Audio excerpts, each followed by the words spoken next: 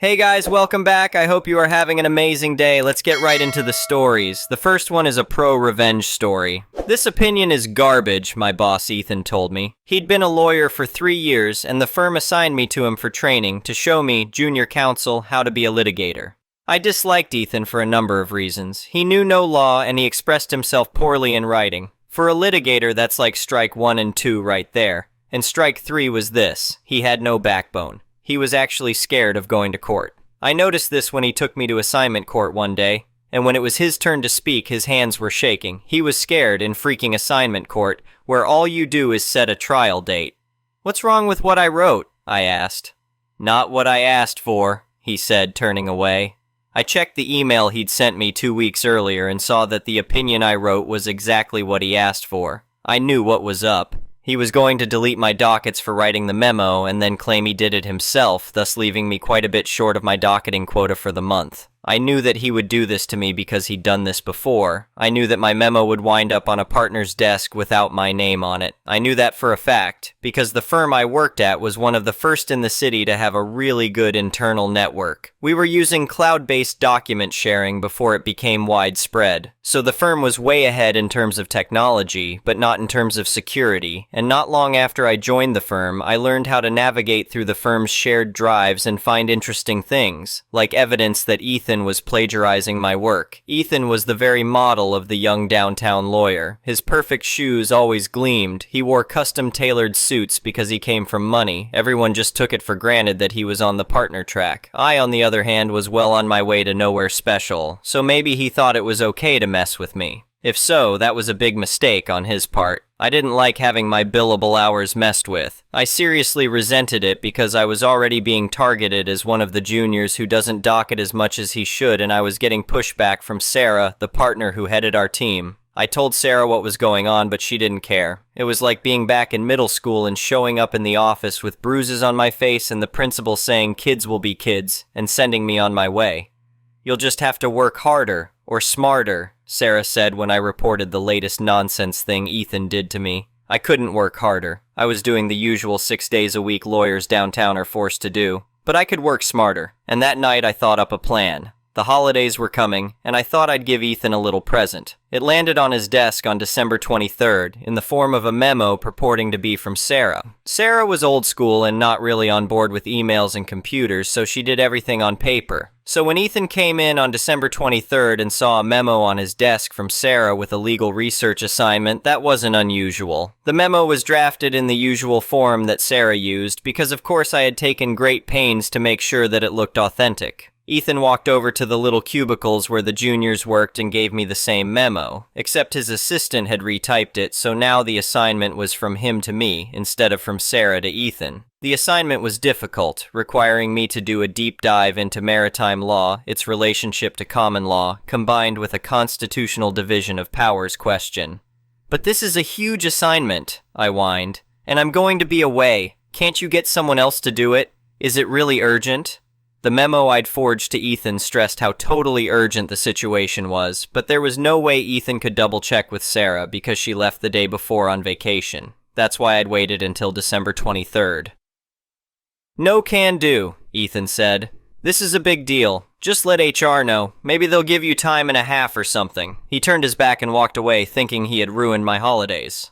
But he was mistaken. You see, I'd written a paper for a third-year course that was basically the same thing as the research assignment in the memo. So the only work I had to do was to find the old USB drive with the draft on it, fiddle with it a bit, and voila, a very detailed and very long memo on an obscure point of maritime law, with references starting back to Lord Coke's day. So I put the memo together and took my holidays as planned. I wasn't traveling anywhere because I had no money, but I saw my family and stayed in town, and I made a point of dropping by the office during the holidays, sending an email or two, establishing that I was around, and docketing all my time for the huge amount of research I was allegedly doing. So the holidays end, and I'm sitting in my tiny cubicle with a huge stack of work to do, and Ethan comes up to me in one of his custom-tailored suits with a platinum tie clip and cufflinks to match.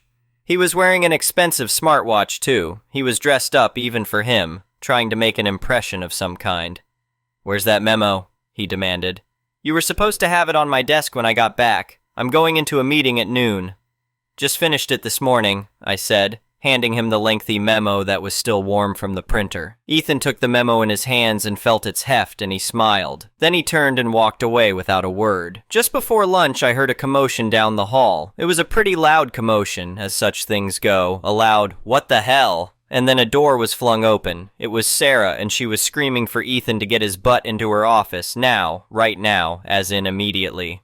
I had the pleasure of watching Ethan scramble down the hall. "Just what in the world is this?" Sarah said, standing in the doorway to her office and holding my handiwork at arm's length with her thumb and index finger as if she were afraid that handling it would soil her. Ethan mumbled something, and then Sarah ushered him inside. I heard more shouting, then the sound of muffled excuses, and then more shouting from Sarah. Then the door flung open again. "Alex, get in here now," Sarah said, and I got in there pronto. "Did you write this memo?" Sarah asked, her face red with anger. I took it from her and looked it over. "I wrote it. The cover page has been changed to remove my name, but other than that, it's mine. I spent all holiday on it. Is there something wrong with it?" Sarah exploded. "Is there something wrong with it? Something wrong? I'll tell you what's wrong with it. It's completely useless. Totally useless." I explained that I'd followed Ethan's instructions to the letter and that I'd docketed more than 100 hours on it. At this, Sarah really went nuts and told me to go back to my desk and fetch her the memo from Ethan. I brought it to her, and when she read it, her face went even redder. "Alex, you can leave now," she said, her voice eerily calm. I hauled myself out of there.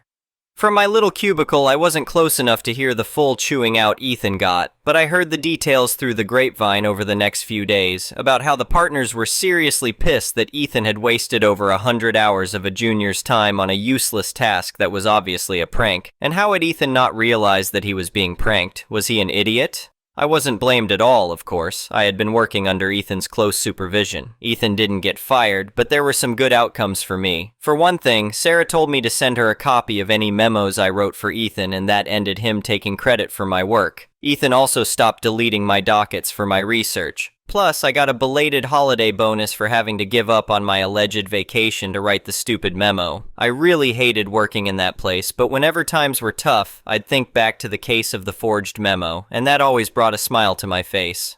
The next one is an entitled people's story. I never thought I'd have to deal with such a ridiculous situation, but here I am. My name's Mike, and I've lived in this quiet suburban neighborhood my whole life. My parents bought our house back in the 80s, long before any homeowner association nonsense came along. They always took pride in our property, keeping the lawn neat, the house well maintained, you know the drill. About 5 years ago, some of the newer residents decided to form an homeowner association. My parents wanted nothing to do with it, and neither did I when I inherited the house after they passed away last year. I was still grieving their loss when the trouble started. It was a sunny Saturday morning when I heard an aggressive knock at the door. I opened it to find Karen, the homeowner association vice president, standing there with a smug look on her face. "Good morning, Mike," she said in a sickeningly sweet voice. "I'm here to discuss the transfer of your property to the homeowner association." I blinked, completely confused. "What are you talking about?" Karen's smile widened. "Oh, didn't you know? Your parents left their property to me in their will. As the homeowner association vice president, I'm here to take possession." I felt like I'd been punched in the gut. "That's impossible. My parents would never do that. I inherited this house fair and square." Karen waved a piece of paper in front of me. "It's all right here in black and white, dear. Your parents clearly state that upon their death, their property is to be given to me as a representative of the homeowner association. Now, when can you have your things moved out?" I snatched the paper from her hand, my blood boiling. It looked like a will, all right, but something seemed off. The signatures didn't look quite right, and some of the wording was strange. "This is bullcrap," I said, my voice shaking with anger. "Get off my property right now before I call the cops." Karen's fake smile disappeared. Now, there's no need to be difficult. The law is on my side here. You have 30 days to vacate or we'll be forced to evict you." She turned on her heel and marched off, leaving me standing there in shock. I immediately called my lawyer John, who had handled my parents' estate. He was just as surprised as I was and promised to look into it right away. Over the next few days, I was a nervous wreck. I couldn't believe this was happening. My neighbors, the ones who weren't part of the homeowner association, were supportive. They'd known my family for years and couldn't imagine my parents giving away our home like that. A week later, John called me with some news. "Mike, I've got good news and bad news. The good news is that will is definitely a forgery. The bad news is Karen has already filed paperwork with the county to claim ownership of your property." I felt sick.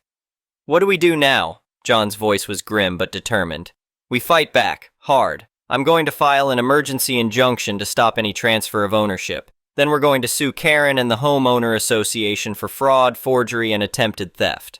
The next few months were a nightmare. Karen and her homeowner association cronies started a harassment campaign against me. They'd park in front of my house, take pictures, and leave nasty notes on my door. I installed security cameras and kept detailed records of every incident. The day of our first court hearing finally arrived. I was nervous as hell, but John assured me we had a strong case. Karen strutted into the courtroom like she owned the place, flanked by the homeowner association president and their lawyer. The judge, a no-nonsense older woman, listened as both sides presented their case. Karen's lawyer tried to argue that the will was legitimate and that I was just a sore loser trying to keep property that wasn't rightfully mine. When it was our turn, John methodically tore apart their case. He presented evidence from a handwriting expert proving the signatures were forged. He showed the real will, properly notarized and filed with the county years ago. But the knockout blow came when he called a surprise witness, Karen's ex-husband. The man looked nervous as he took the stand. He testified that Karen had bragged to him about her plan to forge the will and steal my house. She wanted to force everyone in the neighborhood to join the homeowner association, and taking my centrally located property was key to her scheme. I watched as the color drained from Karen's face. Her lawyer tried to object, but the judge wasn't having it. By the end of the hearing, the judge not only dismissed Karen's claim, but also ordered a criminal investigation into the forged will. As we left the courthouse, Karen tried to approach me, probably to threaten me or make excuses. John stepped between us. "I'd stay away if I were you," he warned. "You're in enough trouble as it is." Over the next few weeks, the truth came out. Karen had conspired with a shady notary to create the fake will. She thought she could bully me into giving up my home without a fight. The homeowner association president claimed he knew nothing about it, but evidence suggested otherwise. In the end, Karen was charged with multiple felonies, including forgery and attempted grand theft. The homeowner association president resigned in disgrace. The homeowners voted to dissolve the homeowner association entirely, tired of the corruption and drama. As for me, I got to keep my home and even won a hefty settlement from Karen and the former homeowner association. I used some of the money to throw a big block party for all my neighbors, except Karen, of course. She was too busy trying to avoid jail time. It's been a year since all this happened, and things have finally calmed down. I still can't believe someone would go to such lengths to steal a house, but I guess some people's entitlement knows no bounds. I'm just grateful for my lawyer, my supportive neighbors, and the justice system that saw through Karen's lies. My parents would be proud that I fought to keep our family home, and every time I look out at our beautiful yard, free from homeowner association rules and regulations, I smile knowing that Karen's plan backfired spectacularly. Sometimes the good guys really do win. The next one is a petty revenge story. My dad has always been the absent kind of father who never paid much attention to me or mom. Don't get me wrong, he was never abusive, just kind of out there, free thinker, jazz musician by trade, and so on. He decided to divorce Mom when I was 18, which would have been okay if he didn't cheat on her multiple times and didn't fail to mention that he had already filed for divorce to my mom. I guess you can imagine that receiving the divorce papers from a random postman one fine morning is not one of my fondest memories. So my parents divorced, Mom was devastated, but everyone moved on. Dad married one of the singers he had cheated with prior to the divorce, and we just kinda let it go. A year ago, my dad and his now wife got a child, a small baby boy who I can proudly call my brother. During some of the visits to their house, I noticed that my bro loves anything that makes a lot of noise, using all the toys given to him just to make a ruckus, be it wooden cubes or anything else, and that is when a sinister thought was born in my head. It is his first birthday tomorrow, and I got him a beautiful marching drum. Try not to pay attention to that. Update. So I went to the party, and right from the start, it was pure pandemonium with everyone stressed, the baby crying like crazy, and Dad's wife visibly in distress because she is a real perfectionist when it comes to homemade meals, with Dad being the impractical artist not being much of a help. Eventually we sat down to eat, but baby bro was grumpy basically the whole time. So, after we ate, I pulled out the marching drum. Dad and fiancé were visibly upset and probably kind of figuring out the way to tell me that this was not an appropriate purchase, and then, out of nowhere, bro's godmother, singer and pianist, yes, another one, spoke up and said that this is a really good gift, because he likes to bang all his toys anyways. So, even though reluctant at first, Dad took the drum and started playing some simple patterns. Bro stopped crying, hypnotized by the drum beat. Visibly relieved, the wife's mom pulled out her gift, which was a xylophone and some other percussions she had bought. Everyone took one instrument and we kinda tried playing together, effectively calming my baby bro down and preparing him for the bedtime. I guess I did not expect that it would end in such a wholesome way. Also, thanks to everyone for all the cheeky recommendations. I will be sure to up my game this Christmas. The next one is a malicious compliance story. It's my first time really using Reddit, so I apologize if it's not the best formatted. I was recently reminded of a malicious compliance I did as a kid. For context, I have an extremely bad peanut and tree nut allergy. If I eat or touch peanuts or nuts, I can go into anaphylactic shock, meaning my throat closes up and basically I'll choke to death. I carry an EpiPen with me at all times because of this. Additional information on this teacher: she hated children, like the type of teacher who yells at kids if they got something incorrectly. For the sake of keeping everything anonymous, I'll call her Mrs. Idiot and refer to myself as me. With that out of the way, to the story. I was in first grade, and by this time I had a good grasp on how bad my peanut and nut allergy was, always read labels, never eat others' home-cooked meals, and that I shouldn't trust someone just because they say, "I don't think it has nuts in it." If you don't know, then don't offer those foods to small children who may not know any better. It was first grade, and I was having fun coloring something on paper waiting for my teacher. As I was finishing drawing, my teacher got out a fun activity worksheet involving candy. If I remember correctly, it involved counting or something math-related. As she was passing out the worksheets and candy, I noticed that they were M&Ms, which I'm allergic to. The interaction went something like this. Me: "Mrs. Idiot, I can't have these, I'm allergic." Mrs. Idiot: "They're original M&Ms, they don't have peanuts in them." Me: "But my mom says I'm allergic to the originals too." Mrs. Idiot: "They're fine, you can have them." To this day, I don't know why a teacher would ever tell a kid with allergies to eat something the kid thinks or knows they're allergic to.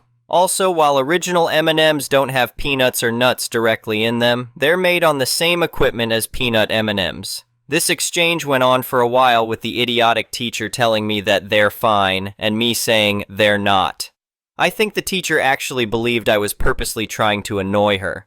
Mrs. Idiot: "If you don't start behaving, I'm going to call your mother and you will be in big trouble." Younger me realized that my mom was just going to say the same thing, instead of telling her that I sat there and smiled at the teacher and said, "Okay, call her." I remember wondering why the teacher just didn't believe me. Looking back, that teacher definitely hated being told she was wrong, especially by a first grader. The idiot teacher looked annoyed but smug, I guess thinking that my mom would yell at me for not wanting to die or have a giant needle put in my thigh and being rushed to the hospital. Now, I don't know the full exchange between my mom and the idiot teacher because this was so long ago and my mom doesn't remember what exactly was said, just that she was extremely angry. I know she tore into my teacher because me and everyone who was present in class could hear my mom yelling through the phone. I think for the first time ever, I saw my idiotic teacher actually nervous.